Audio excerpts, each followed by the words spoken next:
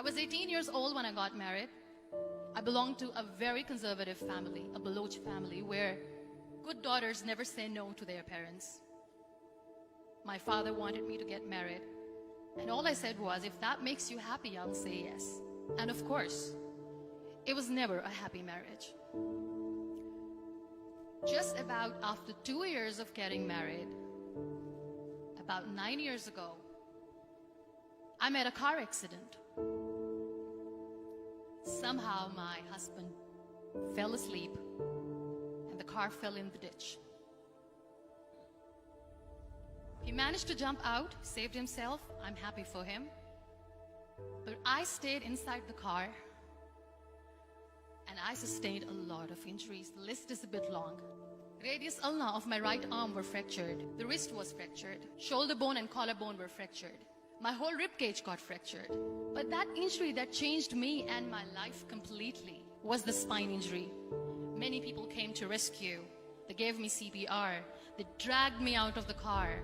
And while they were dragging me out, I got the complete transection of my spinal cord. Those 2.5 months in the hospital were dreadful. I was at the verge of despair. One day, doctor came to me and he said, well, I heard that you wanted to be an artist, but you ended up being a housewife. I have a bad news for you. You won't be able to paint again. Next day, doctor came to me and said, your spine injury is so bad, you won't be able to walk again. I took a deep breath and I said, it's all right. Next day, doctor came to me and said, because of your spine injury and the fixation that you have in your back, you won't be able to give birth to a child again. That day, I was devastated. I started to question my existence. Why am I even alive? So what kept me going was, one day I asked my brothers, I know I have a deformed hand, but I'm tired of looking at these white walls in the hospital and wearing these white scrubs. Bring me some colors, bring me some small canvas. I want to paint. So the very first painting I made was on my deathbed, where I painted for the very first time. What an amazing therapy it was. Without uttering a single word, I could paint my heart out. I could share my story. People used to come and say, what lovely painting. So much color. Nobody could see the grief in it. Only I could. And that day I decided that I'm going to live life for myself. I am not going to be that perfect person for someone. I am just going to take this moment and I will make it perfect for myself. That I'm going to fight my fears. So I wrote down one by one all those fears. And I decided that I'm going to overcome these fears one at a time. You know what was my biggest fear? Divorce. But the day I decided that this is nothing but my fear, I liberated myself by setting him free. And I made myself emotionally so strong that the day I got the news that he's getting married, I sent him a text that I'm so happy for you and I wish you all the best. And he knows that I pray for him today. Number 2 was, I won't be able to be a mother again. And that was quite devastating for me. But then I realized there are so many children in the world, all they want is acceptance. So there is no point of crying, just go and adopt one. And that's what I did.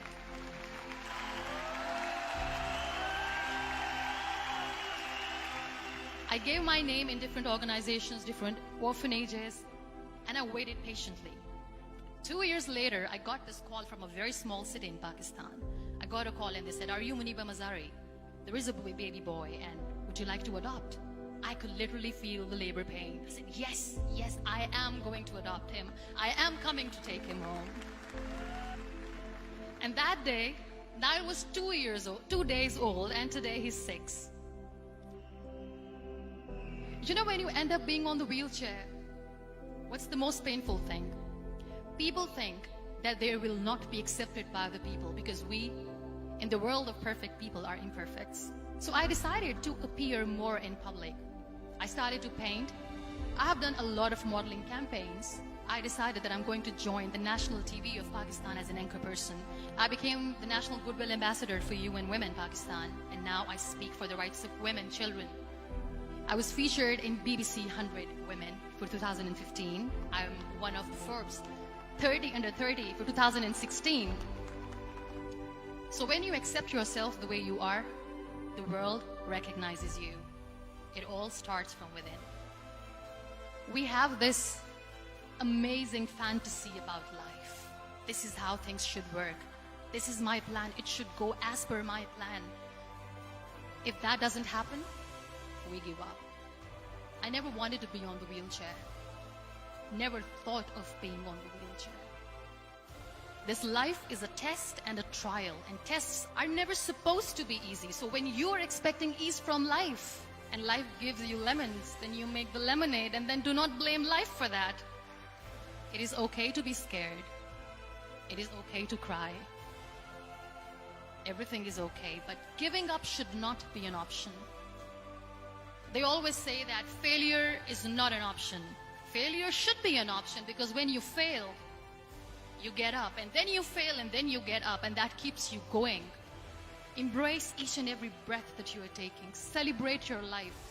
Live it. Don't die before your death. Real happiness lies in gratitude. So be grateful, be alive, and live every moment.